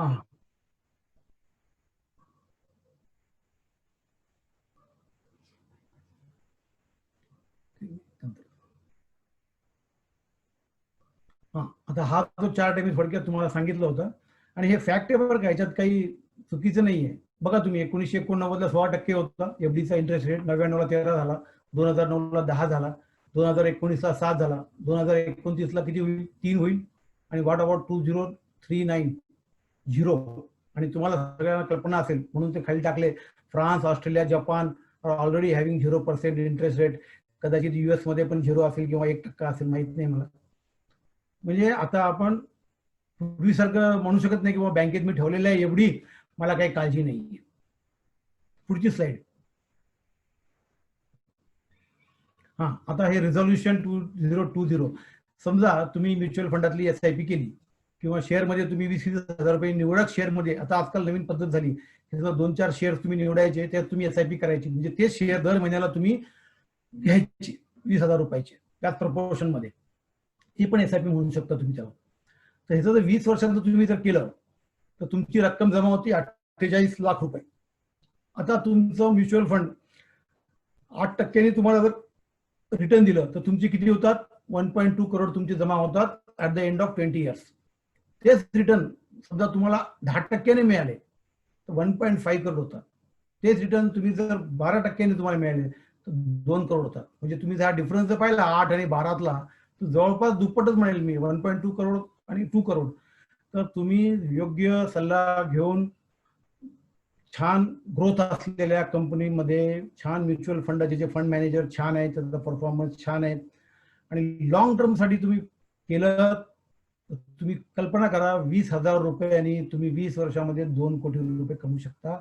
अशक्य बाब नाहीये, ही खरी बाब आहे. आणि हे फक्त तुमचं एक्सपोजर शेअर मार्केटला, म्युच्युअल फंडाला असेल तर.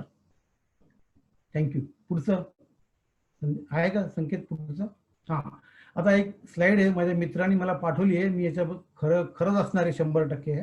तो फायनान्शियल ॲडवायझर आहे. त्यांनी सांगितलं की 1998ला जर तुम्ही 10,000 रुपये विप्रोच्या शेअरमध्ये टाकले असते, 2018 पर्यंतची स्लाइड आहे, 3 कोटी रुपये झाले असते तुमचे 10,000चे.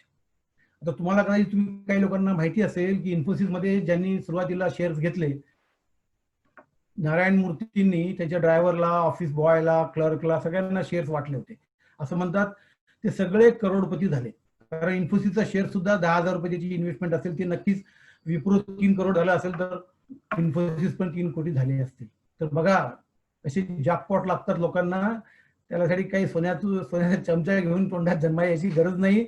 सुज्ञपणे जर तुम्ही इन्व्हेस्टमेंट केली, करोडपती काहीच अवघड नाहीये.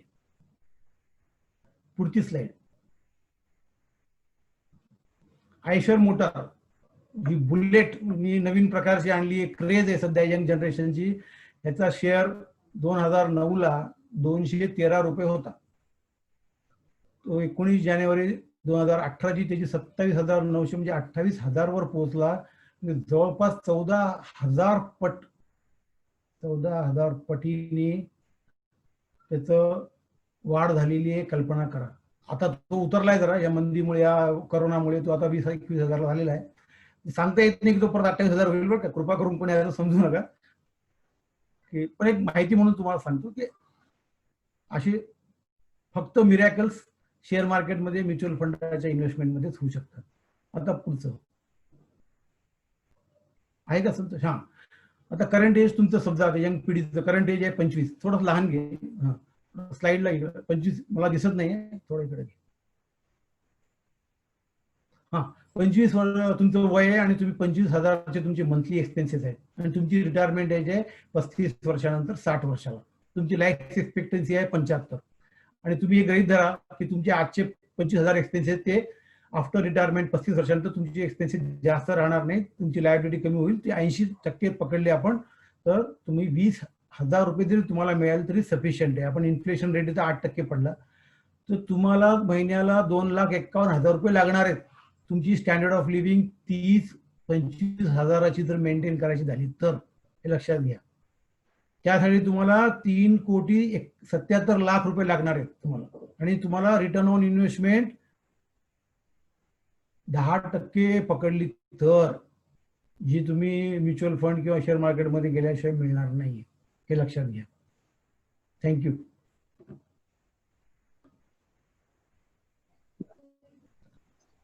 ओके, थँक्यू सो मच काका. खूप इम्पॉर्टंट अशी माहिती काकांनी आपल्याला दिली आणि we are very thankful. Life is an art thankful आहे कारण आज एका नवीन उंचीवर आपलं हे सेशन गेलेलं आहे.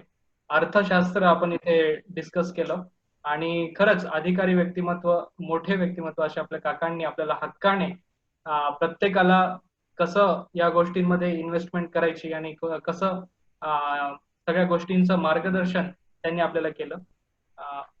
माझा आवाज येतोय ना व्यवस्थित? हो हो, माझा येतो का तुला व्यवस्थित? हो हो, ओके. आणि मी सांगेल एक minute, life is an art हे आहेच आहे, पण लाईफ इज सेलिब्रेशन. आपण आजपासून हा असा मंत्र घेऊ, कारण कसं आहे की आयुष्य एकदाच मिळणार आहे आपल्याला, कळलं का? आणि हा उत्सव असायलाच पाहिजे प्रत्येकाचा. त्याच्यामध्ये middle income group, high income group, low income group हा भागच नाहीये. आनंद हा असतो, स्वच्छंद असतो तो. तर मंडळी, लाईफ इज अन आर्टच्या आजचं सेगमेंट एका वेगळ्या उंचीवर गेलं. अर्थशास्त्रासारखा मोठा आणि गहन विषय आज आपण आपले आदरणीय रामराव काकांकडून, आरजी कुलकर्णी काकांकडून आपण त्याचं मार्गदर्शन घेतलं आणि काकांनी आपल्याला खूप वेगवेगळ्या गोष्टींचं आणि सगळ्या फायनान्शियल प्लॅनिंग ज्याला म्हणू आपण, ते त्यांनी खूप छानरित्या सोप्या भाषेमध्ये उपस्थितांमध्ये प्रत्येकाला समजेल अशा भाषेमध्ये त्यांनी आपल्याला खूप छानरित्या सांगितलं. ऍग्री इंडस्ट्रीमध्ये 40 वर्ष एक्सपिरियन्स असलेले आपले काका यांनी आपल्याला आर्थिक स्पष्ट वक्ते काका म्हणू आपण, त्यांनी तर जसं सांगितलं वक्ते नाहीयेत फक्त, तर ते स्पष्ट वक्ते आहेत. आणि मेडिकल इन्शुरन्स असो, त्यानंतर टर्म इन्शुरन्स असो, लाईफ इन्शुरन्स असो, या बाबतीत त्यांनी आपल्याला खूप छानरित्या मार्गदर्शन केलं. लोन्स मध्ये जास्त अडकू नका, जमल्यास फास्टेस्ट रिपेमेंट त्याचं करा, हेही त्यांना सांगितलं.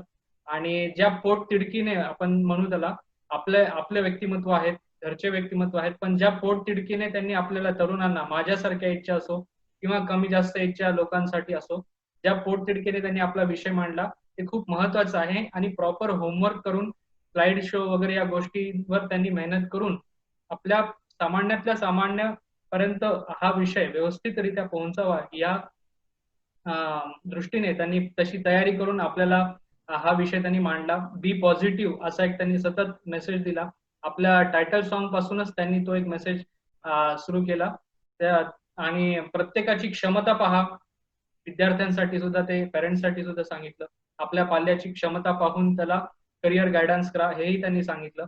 आणि एका दृष्टीने भविष्यातल्या वास्तवतेचं दर्शन त्यांनी आपल्याला करून दिलं. भविष्यामध्ये कसं PPF 0% होणार आहे आणि या गोष्टी, हे एक वास्तव आहे ज्याच्याबद्दल आपण फार विचार कधी केला नाही. जर आपल्याला आजच्या लिव्हिंग स्टाईलमध्ये 50,000 रुपये लागत असतील, तर पुढे जर आपल्याला तोच रेशो जर मेंटेन ठेवला, तर आपल्याला रिटायरमेंट नंतर 50,000 पर मंथ असं एक रुटीन आपल्याला करणं शक्य आहे का, याच्याबद्दल आपल्याला त्यांनी विचार करायला आपल्याला सांगितलं. आणि पेन्शन नसल्यावर कसं प्लॅनिंग करायचं, पेन्शन असल्यावर, मोस्टली आता पेन्शनचं तर नाहीच आहे कोणाला, जे आता करंटली जे जॉब वर्क मध्ये आहेत, पण तरी सुद्धा त्यांनी सुद्धा फायनान्शियल प्लॅनिंग कसं करायचं याबद्दल काकांनी आपल्याला खूप छानरित्या सांगितलं. आणि काकांनी एक सांगितलं की सोन्याचा चमचा घेऊन कोणीही जन्मालेलं आलेलं नसतं. आपापल्या प्लॅनिंगने आपल्याला तो चमचा, आपलं ताट, आपली वाटी सगळं सोन्याचं करायचं आहे. हे त्यांनी छानरित्या सांगितलं की जन्मतः प्रत्येकाकडे पैसा असो नसो, पण प्रत्येकामध्ये क्षमता असते. Never under estimate your self, हेही त्यांनी सांगितलं. सुज्ञ बनायला त्यांनी सांगितलं. स्टॅटिस्टिकल अप्रोच त्यांनी दाखवला. अभ्यास कसा करायचा या बाबतीत त्यांनी आपल्याला व्यवस्थितरित्या सांगितलं. काका स्वतः खूप फिरलेले आहेत, जग फिरलेला माणूस, जसं मी असं तुम्हाला आधी सांगितलं, तर तसे आहेत. आणि सोशली सुद्धा ते ऍक्टिव्ह असतात. दिशा ग्रुप असेल, या माध्यमातून ते काका आपल्याला ऍक्टिव्ह आहेत असं नक्कीच दिसून येईल. आणि याशिवाय जर आपल्या कुणाला त्यांच्या बाबतीत जर काही या विषयाबाबतीत काही प्रश्न असतील किंवा काही ऍडवाइस घ्यायची असेल, तर त्यांना कॉन्टॅक्ट करा किंवा मला कॉन्टॅक्ट करा, मी त्यांना सांगेल तसं. काकांपर्यंत लिंक तुम्हाला देईल मी, phone number and all. So thank you so much Ramrao काका. आम्हाला आजच्या हे बेनिफिशियल होतं, खूप खूप जास्त बेनिफिशियल होतं, कारण हर एक की जेब का सवाल था. तर तसं एक छानसं मार्गदर्शन तुम्ही आम्हाला केलं, त्याबद्दल खूप खूप थँक्यू. थँक्स अ लॉट रेखा मावशी सुद्धा आणि रोहन दादा सुद्धा, टेक्निकल गोष्टी वगैरे सगळ्या गोष्टी बाबतीत. आपल्या अधिकार असलेले असे एक फायनान्शियल ऍडवायझर आपल्या फॅमिलीमध्ये आहेत, हे कोणी कधी विसरू नका. जेव्हा पाहिजे तेव्हा त्यांना तुम्ही कॉन्टॅक्ट करा, हे मी नक्की सांगू शकेल. आणि thank you so much Kulkarni family, thanks a lot. आणि या सेशनची, थँक्यू रोहन दादा, या सेशनची सांगता. आणि मंडळी आज इथे आपण थांबूया. असाच एक फॅमिली प्रोजेक्ट आपण उद्या त्याचं इनॉग्रेशन करणार आहोत. त्याच्यासाठी वेळेवर सगळ्यांनी 9 वाजता जॉईन व्हा. आणि एक छानसं व्यक्तिमत्व उद्याही आहे, वेगळा विषय आहे, आणि त्या व्यक्तिमत्वाचं सुद्धा आपण ऐकून उपस्थित राहूया. खूप मस्त व्यक्तिमत्व आहे उद्याचे सुद्धा, आणि त्यांचा विषय हा सुद्धा प्रत्येकाच्या लाईफशी निगडीत आहे. तर उद्या भेटूया. थँक्स टू आरजी काका and family, Kulkarni family, thank you so much. Life is an आर्टच्या या सेगमेंट मध्ये आपल्या सर्वांचं खूप खूप धन्यवाद, आभार मी इथे व्यक्त करू इच्छितो. Thank you so much all of you. उद्या भेटूया 9 वाजता. आपलं हे आता वीकेंड सत्र असणार आहे. एव्हरी वीकेंड आपण ट्राय करू हे सत्र असंच कंटिन्यू करण्यासाठी. तर धन्यवाद सर्वांचे खूप खूप आभार. तो दोस्तों कल मिलते हैं इसी समय रात 9 बजे. धन्यवाद, आभार, good night. This is Sanket Deshmukh signing off for tonight. Love you all. आणि सगळ्यांनी मजा करा. आणि मैं जिंदगी का साथ निभाता चला गया, हर फिक्र को धुएं में उड़ा. Thank you so much. Love you all. Thanks a lot. This is Sanket Deshmukh signing off for tonight. Love you so much.